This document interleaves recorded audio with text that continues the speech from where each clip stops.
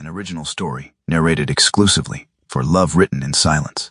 Lydia Harrowby sat alone on the polished wooden bench, her black mourning dress stark against the pastel colors of the wedding guests, who deliberately avoided her. She kept her gloved hands folded in her lap, chin held high despite the whispers that followed her, like shadows. When Giles Harrowby approached with his predatory smile, she felt her heart race with dread beneath her composed exterior. The Duke of Halewyn, tall and imposing in his formal attire, cut through the crowd with purposeful steps, his cold gray eyes fixed on her isolated figure. Without warning, he settled beside her where no one else would sit, leaned close enough that she could feel his breath against her ear, and whispered words that would change everything. "You're my bride now." The Cartwright wedding reception bloomed with summer splendor, tables adorned with white roses, champagne flowing freely, and laughter rippling across the garden. It was a perfect June afternoon, which only made Lydia Harrowby's isolation more pronounced. Her black mourning dress created a void amid the pastel silks and linens of the other guests, marking her as distinctly as a crow among doves. She had arrived alone, of course. 6 months a widow, Mrs. Lydia Harrowby was still technically in half-mourning, but she had been invited, as an afterthought, a distant cousin of the bride's mother, who could not be entirely excluded without comment. The invitation had arrived late. The script hurried, as if the sender hoped she might decline. Yet Lydia had come. Pride demanded it. She would not hide away, simply because society had decided her presence was uncomfortable. Her husband, Charles Harrowby, had been dead long enough that she could appear in public, but not long enough for people to forget how he had died, or what he had left behind. Such a tragedy, she had overheard Lady Pembroke murmur to her companion as Lydia passed. Gambling debts, unpaid loans, and that business with Lord Westfield's daughter. Hardly surprising, he took the coward's way out. The words stung, but Lydia had learned to school her features into perfect composure. Charles had indeed left her with nothing but debts and whispers. His suicide had been the final betrayal, a bullet in his study after a night of heavy losses, leaving her to face his creditors alone. Now she sat at the edge of the gathering, a cup of untouched tea before her. The empty chairs on either side of her small table were a testament to her new status. No one wished to be associated with bad fortune, and in the eyes of the ton, Lydia Harrowby had become the very embodiment of it. "Mrs. Harrowby, you look well despite everything." Giles Harrowby, her late husband's cousin, stood before her with a smile that never reached his eyes. A solicitor by profession and an opportunist by nature, he had been managing Charles's estate, what little remained of it. "Mr. Harrowby," she acknowledged with a slight nod. "I didn't expect to see you here. The Cartwrights are important connections. One must maintain appearances." He settled into the chair across from her, without invitation. "I've been reviewing your husband's papers again.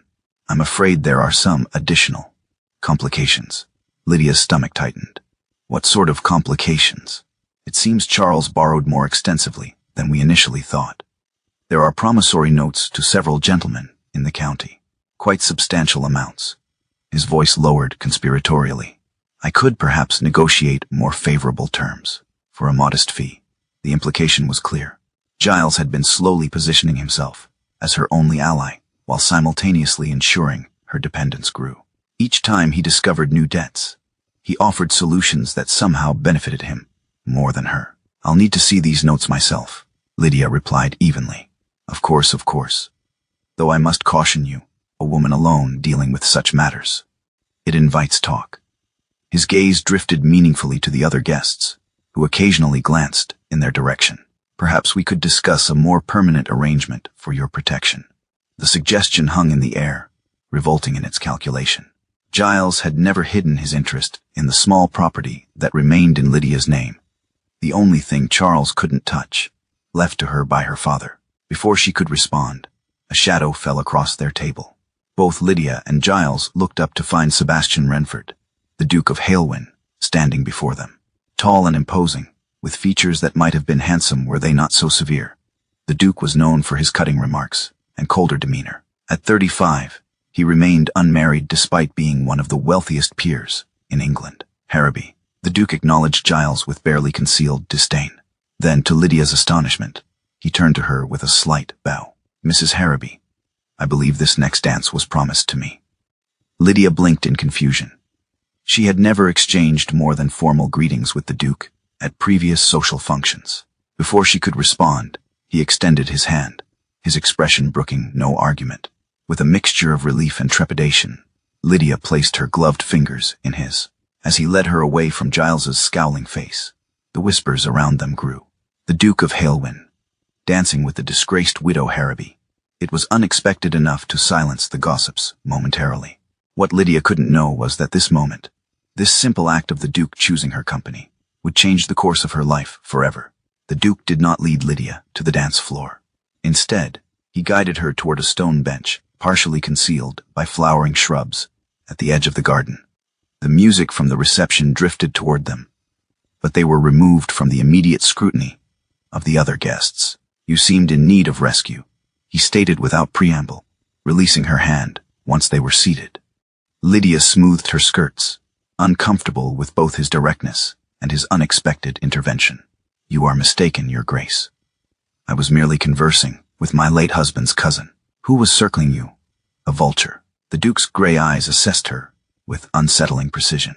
"Giles Harrowby has a reputation for finding profit in others' misfortunes, as does much of society," Lydia replied, unable to keep the bitterness from her voice. A faint smile touched the Duke's lips, the first indication that his face was capable of expression. "Indeed, which is why I have a proposition for you." Lydia stiffened. She had received propositions before, all insulting in their assumption that a widow without means would accept any arrangement, however dishonorable. "I am not interested in becoming anyone's mistress, Your Grace," she said coldly. "Nor am I offering such an arrangement." The Duke's voice remained level, though his eyes narrowed slightly. "I am proposing marriage." Lydia stared at him, certain she had misheard. "I beg your pardon. Marriage, Mrs. Harrowby. A legal union between us." He spoke as if discussing the weather. "You need protection from your creditors, and from men like Giles Harrowby. I need a duchess who will not make demands on my time or emotions. It seems a practical solution for us both." Lydia found herself speechless. Of all the things she had expected from this encounter, a proposal from one of England's most eligible and unapproachable dukes had not been among them. "You cannot be serious," she finally managed. "I am rarely anything else."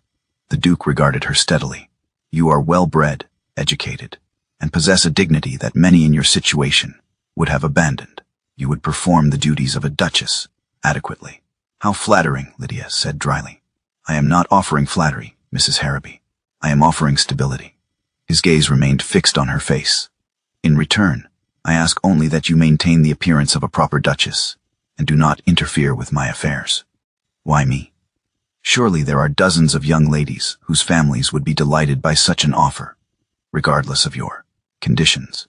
"Precisely. Their families would be delighted, and the young ladies in question would arrive with expectations of romance, children, and my constant attention." His expression hardened. "I have no interest in such complications. You, on the other hand, have experienced the realities of marriage. You harbor no illusions." The assessment was brutally accurate. Lydia's marriage to Charles had cured her of romantic notions. He had been charming during their courtship, then increasingly absent as a husband, seeking excitement in gambling and other women, while Lydia maintained their home and social obligations. "And if I refuse," she asked quietly, "then I wish you luck with Giles Harrowby and your creditors." The Duke rose to his feet. "Consider carefully, Mrs. Harrowby. I will announce our engagement this evening at dinner. Should you accept, you need only remain here and allow me to return to your side before the meal." With that, he walked away, leaving Lydia stunned on the bench. Her mind raced through the implications of his offer. Marriage to the Duke of Halewyn would instantly restore her social standing and eliminate her financial concerns. But it would also bind her to a man known for his coldness and rigid control. She had little time to deliberate it. Already, she could see Giles making his way toward her, determination in his step. Behind him, several of Charles's former associates had noticed her isolation and were watching with predatory interest. When the Duke returned 30 minutes later, Lydia remained on the bench. His expression revealed nothing as he extended his hand once more. "You've decided," he stated. "Yes." She placed her hand in his, feeling the weight of her choice. "Though I have conditions of my own, Your Grace." Something like surprise flickered in his eyes. "Which are?" I will not be treated as a possession. I will manage my own household affairs, and I will not be humiliated, either publicly or privately. The Duke considered her for a moment, then nodded once. Reasonable terms. Shall we seal our arrangement, then? Before Lydia could ask what he meant, the Duke leaned down and whispered near her ear, his breath warm against her skin. You're my bride now. The words sent an unexpected shiver through her.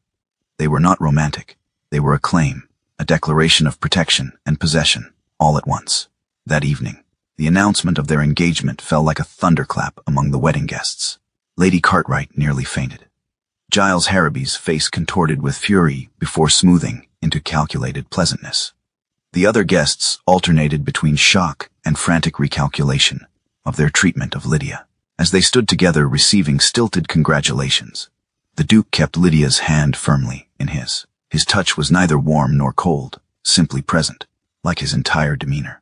The Dowager Duchess will not be pleased, he remarked quietly as a group of young ladies passed, their expressions a mixture of envy and confusion. Your mother? Lydia asked, suddenly realizing she knew almost nothing about the family she would be joining. She had other candidates in mind. His tone suggested this was of little consequence to him. We leave for Halewyn Manor tomorrow. Be ready by 10. With those words, Lydia understood that her life had irrevocably changed. She had escaped one form of vulnerability, only to enter another, one where the rules were yet unknown, and her new protector might prove as dangerous as the threats he shielded her from. Halewyn Manor emerged from the morning mist like something from a dream, or perhaps a ghost story. The ancestral seat of the Dukes of Halewyn stretched across the landscape, its grey stone facade imposing against the green hills beyond. Gothic spires reached skyward, while perfectly manicured gardens surrounded the main house in concentric rings of controlled beauty. Lydia observed it all from the window of the Duke's carriage, her few possessions packed in trunks, strapped to the back. The journey from the Cartwright estate had been largely silent, with the Duke absorbed in papers from his leather portfolio, and Lydia lost in thoughts of what awaited her. We have arrived, the Duke stated unnecessarily as the carriage rolled to a stop before wide stone steps. He exited first, then extended a hand to assist her. The entrance hall of Halewyn Manor was a study in opulence restrained by impeccable taste. Marble floors gleamed beneath crystal chandeliers, while ancestral portraits lined the walls, generations of Renfords staring down with the same stern grey eyes as the current Duke. Sebastian, you've returned earlier than expected. The voice came from the grand staircase, where a woman in her 50s descended with measured steps. The Dowager Duchess of Halewyn was still beautiful, her silver-streaked dark hair arranged perfectly, her blue morning dress of the finest quality. Her smile, however, did not reach her eyes as they assessed Lydia with clinical precision. Mother, the Duke acknowledged. May I present Mrs. Lydia Harrowby, my fiancée, Lydia, the Dowager Duchess of Halewyn. If the Dowager was surprised by the introduction, she masked it flawlessly. How unexpected. Welcome to Halewyn Manor, Mrs. Harrowby. Thank you, Your Grace, Lydia responded with a curtsy. Aware of the subtle emphasis the Dowager had placed on her widow's title, rather than acknowledging her future status.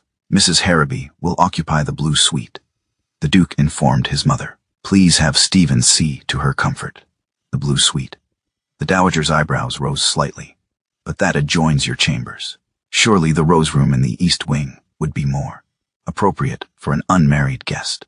Mrs. Harrowby is not merely a guest, the Duke replied, his tone brooking no argument. She will be Duchess within the month. A tense silence followed this pronouncement. The Dowager's smile tightened almost imperceptibly before she inclined her head. Of course, how thoughtless of me. Mrs. Harrowby must be tired from her journey.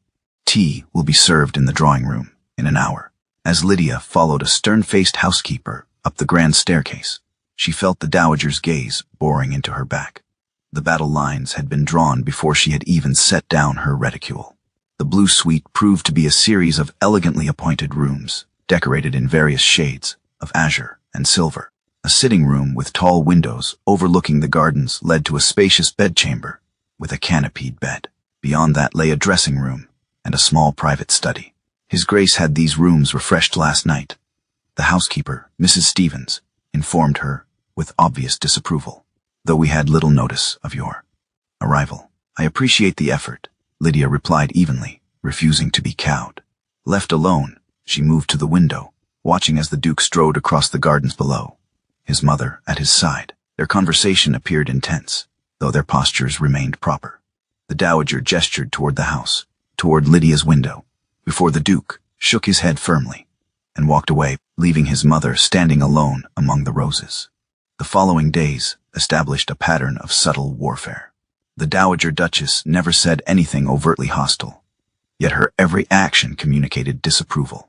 At breakfast, she would casually mention young ladies of good family who had recently become engaged. At dinner, she would reminisce about Sebastian's childhood, pointedly excluding Lydia from the conversation. The Ainsworth girl made quite an impression at Lady Pembroke's musicale, the Dowager remarked one evening as they sat in the drawing room after dinner. Such accomplished young ladies are rare these days. Her mother tells me she has been trained in household management since childhood. Indeed, the Duke replied without looking up from his book. How fortunate for Mr. Ainsworth, who I understand is courting her. Lydia hid a smile behind her teacup. The Duke rarely engaged with his mother's hints, deflecting them with minimal effort. When not navigating the Dowager's subtle barbs, Lydia found herself learning the rhythms of Halewind Manor. The house ran with clockwork precision under Mrs. Stevens's direction, though the housekeeper made it clear that she took orders only from the Dowager Duchess. The blue china has always been reserved for formal occasions, Mrs. Stevens informed Lydia, when she suggested using it for a small luncheon. The Dowager Duchess prefers we maintain traditions. I see, Lydia replied. However, as I will soon be Duchess, I believe we might establish some new traditions as well. The blue china will be used today. Such small assertions of authority became Lydia's quiet rebellion. She would not be erased before she had even taken her place in the household. The Duke himself remained an enigma. He spent most days in his study or riding the estate, returning for dinner with little to say about his activities. Yet Lydia occasionally caught him watching her, observing her interactions with the staff or her responses to his mother's subtle provocations. One evening, as Lydia sat alone in the library, the Duke entered unexpectedly. He paused upon seeing her, then approached the chair where she sat reading. You found Halewind's collection to your liking, he inquired, gesturing to the volume in her hands. Yes, though your mother suggested some sections might be considered inappropriate for female readers, Lydia replied, indicating the philosophical treatise she had selected. Something like amusement flickered in the Duke's eyes. My mother has definite opinions on what constitutes proper, feminine education. And you, Your Grace, what is your opinion? He considered her for a moment. I find that intelligence properly applied is never inappropriate, regardless of one's sex. It was perhaps the closest thing to a compliment he had offered since their arrangement began. Before Lydia could respond, the Duke continued. The banns will be read this Sunday. We will be married the following week in the Halewind Chapel. Lydia nodded, setting aside her book. Will there be many guests? No.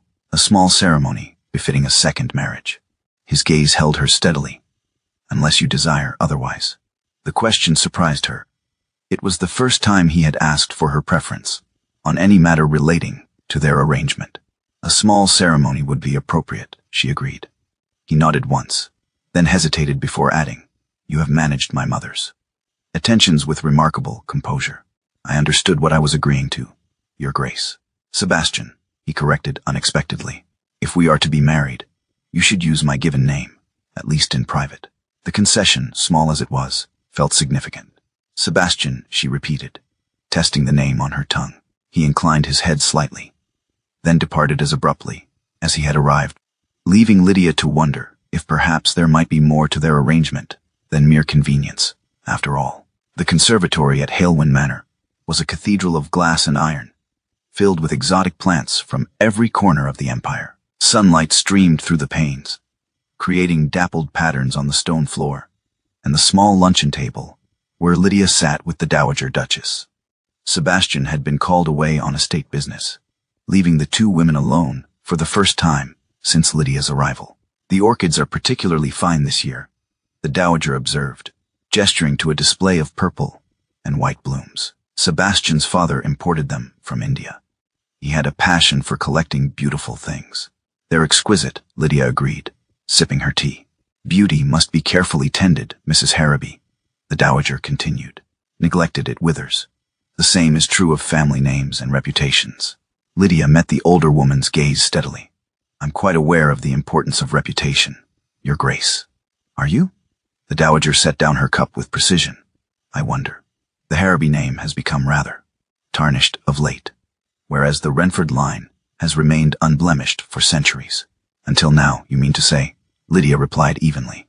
A thin smile curved the dowager's lips. You are direct. Perhaps that's what attracted Sebastian. He has always had a fascination with the unusual.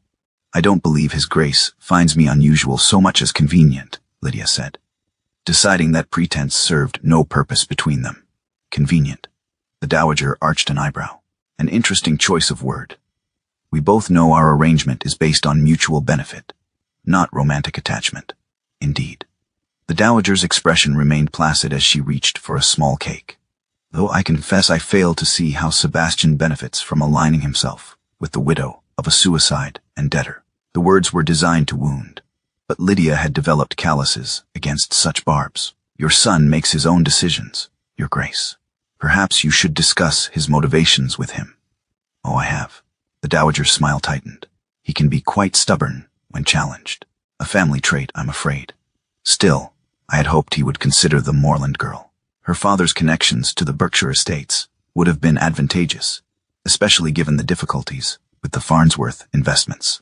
Lydia froze, her cup halfway to her lips. Farnsworth? Yes, such tedious business matters. The dowager waved a dismissive hand. The banking house that managed some of our northern properties. The same firm that held your late husband's notes, I believe. The casual mention sent a chill through Lydia.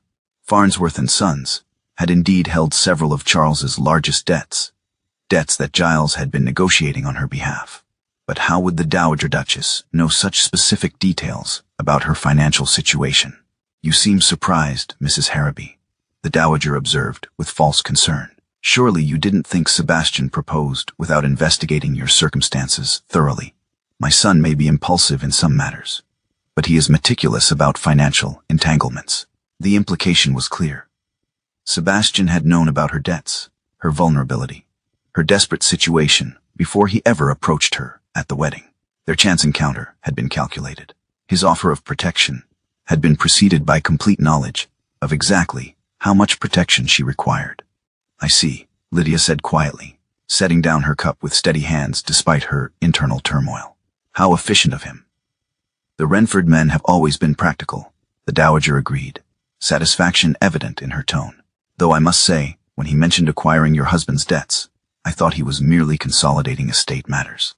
Imagine my surprise when he announced your engagement, instead, acquiring her husband's debts. The revelation struck Lydia like a physical blow. Sebastian hadn't merely known about her financial troubles, he had purchased them. He owned her debts, which meant he had owned her freedom even before offering marriage. The remainder of the luncheon passed in a blur of polite conversation that Lydia barely registered. Her mind was consumed with the implications of what she had learned. By the time she returned to her rooms, a cold clarity had settled over her thoughts. She had believed their arrangement, while not romantic, was at least honest, a straightforward exchange of security for respectability. Now she understood Sebastian had orchestrated her salvation with the precision of a chess master. Moving pieces she hadn't even known were in play. When Sebastian returned that evening, Lydia maintained her composure through dinner, answering his few direct questions with polite brevity. Only when they were alone in the library afterward did she broach the subject. Your mother mentioned Farnsworth and Sons today, she said without preamble. Sebastian looked up from his correspondence, his expression unreadable. Did she? Yes, she seemed quite knowledgeable about my late husband's debts that you apparently now own. A flicker of something, irritation, regret, crossed his features before disappearing behind his usual mask. I see my mother has been indiscreet. Is it indiscretion to reveal the truth? Lydia asked, her voice steady despite her anger. You knew exactly who I was and what my situation was before you ever approached me at the Cartwright wedding. Yes, he admitted without apology. I did. Why the charade then? Why pretend our meeting was coincidental? Would you have preferred I approach you with a ledger of your debts in hand? he countered. Would that have seemed less manipulative? Before Lydia could respond, a commotion in the entrance hall interrupted them. Moments later, the butler appeared at the library door. Your Grace, Mr. Giles Harrowby insists on seeing you. He claims it is a matter of utmost urgency concerning Mrs. Harrowby. Sebastian's expression hardened. Show him in. Giles entered with the confidence of a man holding a winning hand. His gaze moved between Sebastian and Lydia, a smile playing at the corners of his mouth. Your Grace, Cousin Lydia, I apologize for the late hour, but I've discovered something that cannot wait. He produced a leather portfolio. Documents concerning the Widows' Relief Fund that Charles established before his death. A fund that Mrs. Harrowby has been administering, or should I say, misappropriating. The garden luncheon had been meticulously arranged, white linens gleaming in the summer sun, silver service polished to mirror brightness, flowers arranged in artful displays that framed the gathering of county society. The Dowager Duchess of Halewyn presided over it all with the practiced grace of a general deploying troops. Lydia understood the purpose of the event the moment the invitations were sent. In the 3 days since Giles Harrowby's accusation, whispers had spread through the county like poison. The widow who had somehow ensnared the Duke of Halewyn had been administering a charity for impoverished widows and had allegedly diverted funds to cover her own debts. The evidence Giles presented had been circumstantial at best. Ledger entries showing withdrawals, timing that coincided with payments to certain creditors. But society required little proof to condemn a woman already viewed with suspicion. Sebastian had said little that night, dismissing Giles with a cold promise to investigate the matter thoroughly. To Lydia, he had said even less, retreating behind a wall of formality that left her isolated with her thoughts and fears. Now, seated at the center of the garden party beside the Dowager Duchess, Lydia felt the weight of every glance, the cut of every whispered comment. Lady Pembroke and her circle had positioned themselves nearby, their conversation just loud enough to be overheard. So generous of the Duke to honor his engagement despite the circumstances, Lady Pembroke remarked to her companion, though one wonders if the wedding will proceed as planned. The Renford name has never been associated with scandal, another lady responded. I cannot imagine the Dowager Duchess will permit such an alliance now. The Dowager, hearing this, smiled thinly. The weather has been particularly fine this season, she said, changing the subject with pointed emphasis. Those storms often arrive unexpectedly, don't they, Mrs. Harrowby? Before Lydia could respond, a hush fell over the gathering. Sebastian was crossing the lawn toward them, his expression unreadable, as always. He had been absent from the manor since dawn, his whereabouts unknown, even to his mother. The Dowager Duchess straightened, clearly unprepared for his appearance. Sebastian, we didn't expect you until dinner. The Moreland family has just arrived. Margaret looks particularly well today. Sebastian ignored this, his gaze fixed on Lydia as he approached. Without hesitation, he took the empty chair beside her, the chair that had been conspicuously vacant throughout the luncheon, a silent reminder of her isolation. As he sat, Lydia's napkin slipped from her lap. Sebastian retrieved it with a deliberate motion, placing it back in her hands with a gesture that echoed their first meeting. Then, loud enough for those nearest to hear, he spoke the words that had changed her life once before. You're my bride now. A collective intake of breath rippled through the assembly. The Dowager's face froze in a mask of polite shock. Sebastian, she began, her voice low with warning. Perhaps we should discuss. There is nothing to discuss, Mother. Sebastian's tone was final as he addressed the gathering. I have spent the morning with my solicitors and the trustees of the Widows' Relief Fund. A complete audit of the charity's accounts will be conducted, and the results made public. Giles Harrowby, who had been hovering at the edge of the party, stepped forward. A wise precaution, Your Grace. Transparency is essential in such matters. Indeed, Mr. Harrowby. Sebastian's gaze hardened as it shifted to him, which is why the audit will include a review of all transactions involving your firm, as well as loans managed through Farnsworth and Sons over the past 5 years. The color drained from Giles's face. I don't see how that's relevant. Don't you? How curious. Sebastian turned back to the assembled guests. The wedding will proceed as planned this Saturday. Mrs. Harrowby will become the Duchess of Halewyn, and she will assume patronage of the Widows' Relief Fund thereafter. The declaration left no room for argument. One by one, the guests murmured congratulations, their expressions a mixture of confusion and calculation. As they dispersed to smaller conversations, Lydia touched Sebastian's arm lightly. "May I speak with you privately?"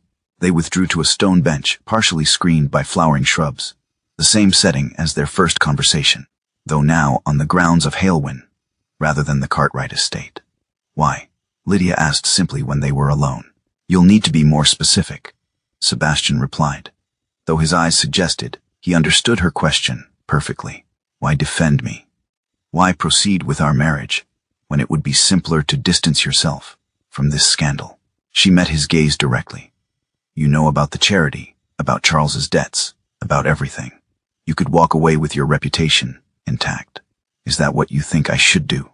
"I think you should tell me the truth," Lydia said firmly, "not protect me like a possession or a responsibility.